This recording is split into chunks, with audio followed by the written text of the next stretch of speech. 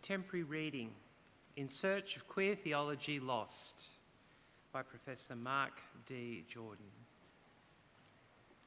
Some Christian theologians have moved in 50 years from mere toleration of same-sex desire to its ethical affirmation, then its liberation, and finally its inclusion in the bright spectrum of identities, from homosexuals and inverts to homophiles and lesbians and gays, to the mismatched elements of various acronyms like LGBT, only to reach at last the queer and object that claims to be no object at all. I could say that queer theology is Christianity's long postponed encounter with all spectres of pleasure. Or it is the effort to represent bodies that have been denied the creaturely gift of their sex. Or it is Christianity having second thoughts about surrendering to a modern biopower. Or queer theology returns to the gospel prophecy of bodies subtracted from strategies of useful reproduction. Or it refuses the gender binary in the known name of an ungenerable God who nonetheless begets. Or it reminds its readers stubbornly that the erotic is more than storefront in mall of commodity fetishes. Each of these descriptions is true enough by topic, yet taken together, they tell us less than half the story. They neglect queer theology's very queer looks. For Marcella Altos Reed, queer theology presents the challenge of a theology where sexuality and loving relationships are not only important theological issues, but experiences that unshape totalitarian theology while reshaping the theologians. Coming out is not the final revelation of my inner truth. It is, at best, one move in a strategy of resistance. At worst, it's just another script distributed by biopower. This is a hard truth. It is the beginning of queer theology. To refuse the metaphysics of identity is to reject the reduction of language that identities require. Queer theology cannot just be a matter of cheering on or cheering up certain identities. It begins in the refusal to take identities as the basic units of a literal description. The sharpest protest we can make against the fictions of biopower is to not deny again and again that a human life can never be identified. A human life can never be identified. In order to reform power, we have to dislocate social constructions, still perpetuated by some feminism and the squirming reticence about sex in some liberation theology. Again, as Marcella Altos Reed expressed it, if queer holiness has a characteristic, it may be its unrepresentability. Holiness is always the holiness of the other. The queer theology I await wants to change the world. By reshaping subjects in community, it can never be reduced to the cartoons of the party line, even if that line is liberation. For the words of queer encouragement in contemporary faith and reflection, we give thanks. Listen for words of faith in the Gospel of Matthew, chapter 17, verses 1 to 9. 6 days later, Jesus told Peter, James and John up on a high mountain to be alone with them. And before their eyes, Jesus was transfigured, his face becoming as dazzling as the sun, and his clothes as radiant as light. Suddenly, Moses and Elijah appeared to them, conversing with Jesus. Then Peter said, "Rabbi, how good that we are here. With your permission, I will erect 3 shelters here, one for you, one for Moses, and one for Elijah." Peter was still speaking when suddenly a bright cloud overshadowed him. Out of the cloud came a voice which said, "This is my own, my beloved, on whom my favor rests. Listen to him." When they heard this, the disciples fell forward on the ground, overcome with fear. Jesus came towards them and touched them, saying, "Get up, don't be afraid." When they looked up, they did not see anyone but Jesus. As they were coming down the mountainside, Jesus commanded them, "Don't tell anyone about this until the chosen one has risen from the dead." For words of life and inspiration in Scripture, we give thanks. May I speak and may we all reflect in the name of God, extraordinary light and dazzling darkness, and so much more beyond. There was once a monk who, whenever he passed a mirror, would look into it, wink, and say, "So, you old rogue, who are you today, and what are you up to?" It's a lovely example of what, at its best, today's queer theology asks. And that's at the heart of what Mark Jordan was saying in our contemporary reading today, In Search of Queer Theology Lost. In a striking manner, that little monkish saying also helps lead us into this week's great gospel story of the transfiguration and its meanings for us. Because the monk, queer theology, and our gospel each challenge us to deeper, more refreshing ways of living and understanding life and faith. Because each, the monk, queer theology, and the gospel, disturbs settled identities and ways of thinking and being. Each offers us fresh insight into God, into divine love and being or becoming, which can never be confined to any one identity, one time, or one place. As one of my favorite memes has it, God is always transitioning. Or at least our understanding of God is always transitioning. And when we grasp that, we also share in transfiguring love. Now, human beings are understandably drawn to stories and images. They give expression and form to our lives, our relationships, and our world. Without them, we struggle to find identity and meaning, coherence and connection. Gay and trans people knew that and still do in many places when we do not have language and images to express and models to show us who we might be and who we are. So without images and stories, we are lost. And that is part of what we call the cataphatic pathway in theology and spirituality, which seeks to affirm what God and reality is. Cataphatic being a Greek compound word which means from kata, meaning down or into life, and phatic, speaking.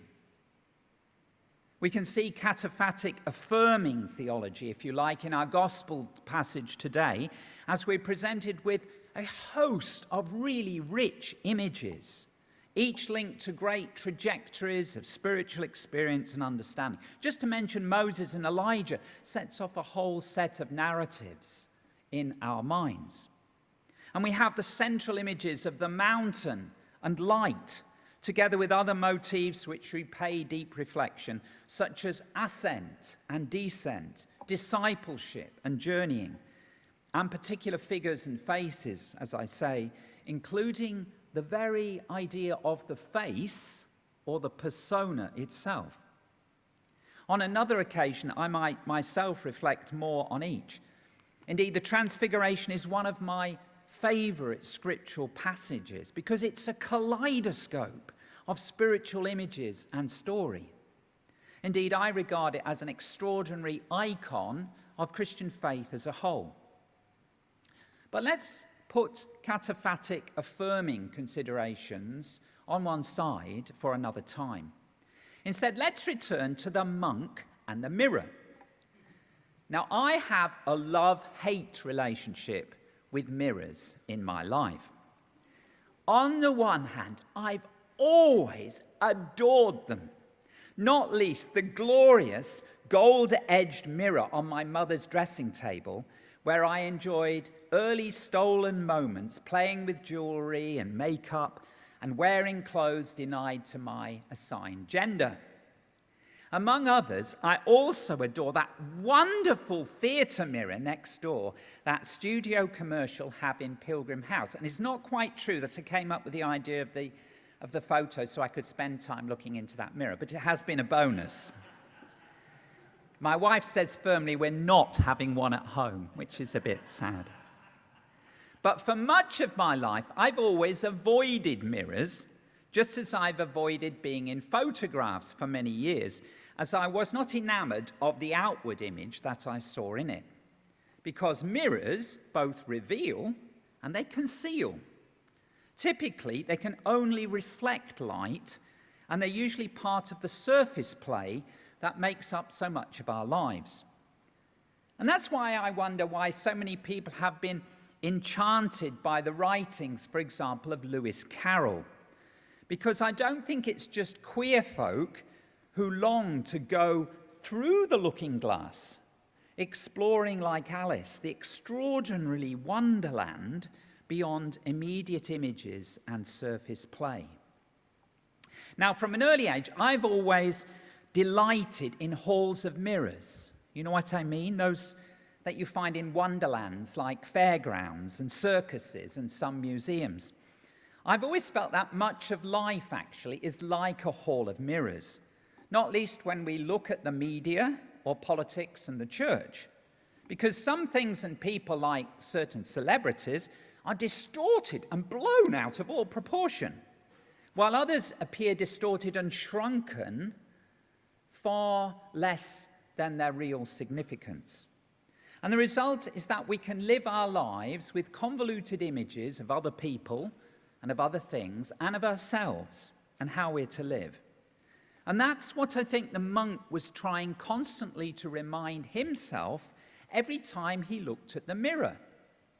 Whatever he saw wasn't reality as a whole or reality as such, but a reflection, at best, just a glimpse of what he was or what he was at that moment. The reflected light and the partial or the temporary image was not the light or ultimate truth of himself or existence of a whole.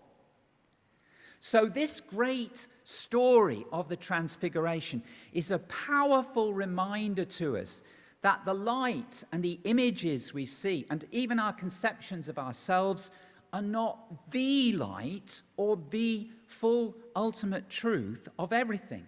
In a way, they're but passing reflections in a mirror. So not for nothing, therefore, is the Transfiguration particularly treasured in Eastern Orthodox Christianity, because the Transfiguration witnesses to the ultimate, the undefinable mystery of God and of life, what the Eastern Orthodox call the uncreated light of God. And that's what our great wisdom traditions call the apophatic way. This emphasizes not what God and life is, but what God and life is not, and the mystery that is beyond all our words and images. Apophatic, like cataphatic, being a compound Greek word, in this case, not from down, but from up or away from, and also phatic, speaking of those things that are beyond or away from us or above us. It reminds us that God and life are so much more than we know or even imagine. Now, the exciting thing is that when we enter the apophatic pathways of Christian spirituality, we not only follow the monk and his approach to the mirrors that make up our lives, we also connect with the wisdom of others, especially that of the great Eastern faiths and spiritualities. Because like the monk with the mirror, Buddhism, for example, encourages us to practice non-attachment to the passing features of our life and our images of self and society. The Buddha says that if we get attached to those, suffering comes, and we need to have a sense of attachment to live at peace with ourselves and to find and cultivate love and compassion. Hinduism similarly talks of Maya, or illusion, as a key challenge, encouraging us not to get caught up in the surface play of life and light and images in our world. And meanwhile, if we understand them kindly, that's part of the gift of what we call postmodern ways of understanding, including those of queer theory, which is much misrepresented, and queer theology. Because many of these, like Buddhism and Hinduism and the Eastern Orthodox tradition, encourage us to go through the looking glass, like Alice, not to just keep in our mirrored world, but to go through and to transform our very notions of self, of substance, and spirituality. At the beginning of this special Mardi Gras and World Pride season in this city of Sydney, we can use and see this time as simply an affirmation of particular identities, LGBTQI and anything else you want. And that's wonderful. Amazing, isn't it? It's a fantastic mirror out there. Lots of glorious people here. Now, let me be clear. Affirming such identities and the mirrors that we have around us in our city at the moment is no small thing. It's taken us a long while.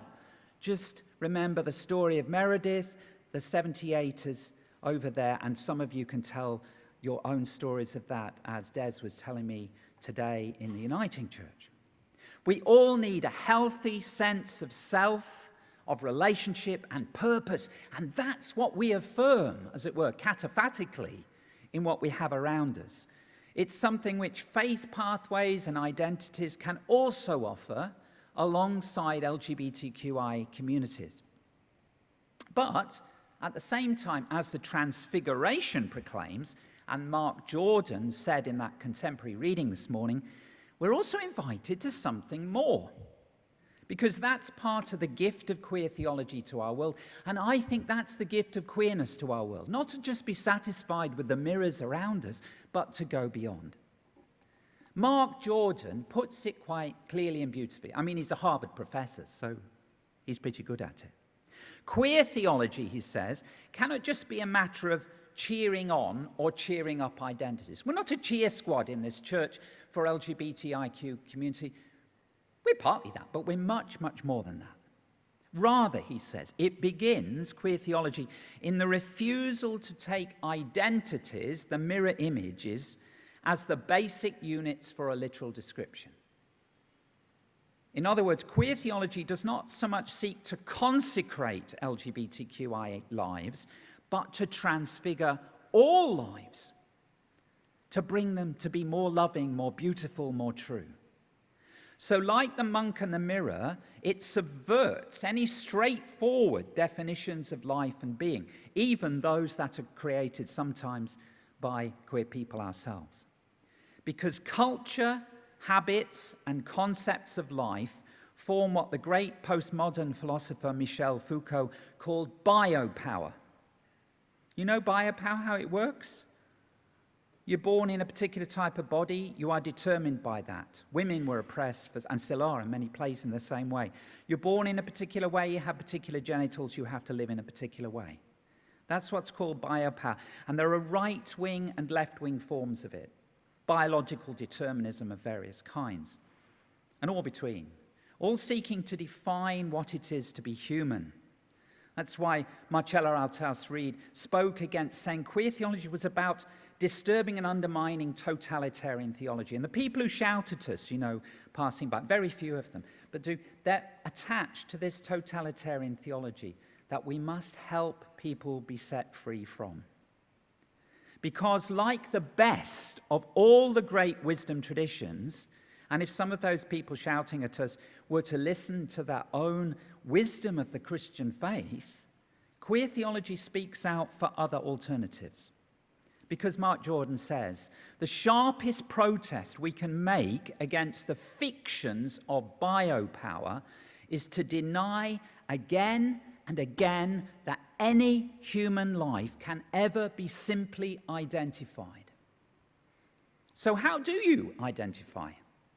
As I've said, it's vitally important to affirm all life-giving aspects of our lives and world. And if you're a queer person, celebrate at this time because we are absolutely glorious.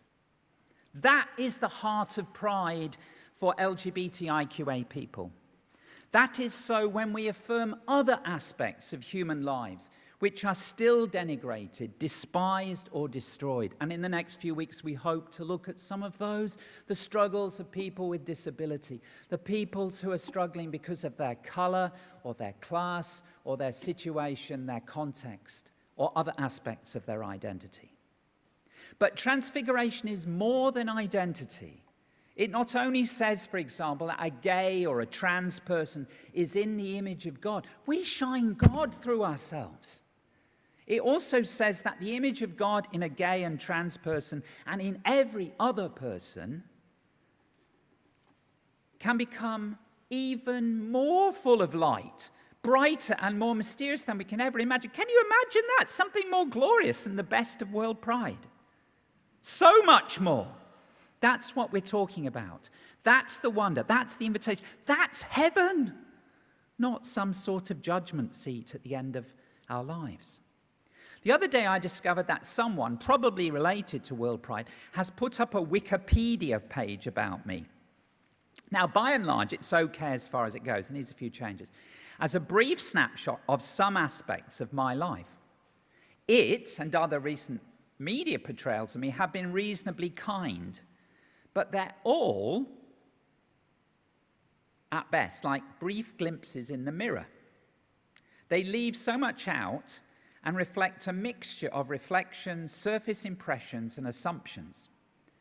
But even if I were to write my own scripts, I'd still not be telling much of the wholeness of my life and the potential of my life and the deeper realities of my life. And I'd certainly be reflecting some of my own presuppositions and edited responses, what I want you to hear about me. That goes for us all, doesn't it? In the eyes of God, are we not so much more than anyone knows, including ourselves? We are called to be transfigured, like Jesus, into something unimaginable. That is why, at their best, the great wisdom traditions of the world still exist, to help us with our journeys of dispelling illusion, as well as affirming what is good and true, to help us practice non-attachment, as well as joyful appreciation of identity, and to help open us to transfiguration. So just as the face of Jesus was transfigured in our gospel story, so we too are so much more than we often think ourselves to be, and what we are is so much less of what we will be by the grace of God. For as St. Paul put it in a passage often rightly linked to this mystical understanding of the transfiguration, now we see through a glass, a mirror darkly, just reflections, but one day we shall see love in its awesome fullness face to face. So no wonder that Marcella Althaus Reid said of queer theology, if queer holiness has a characteristic, it may be its unrepresentability.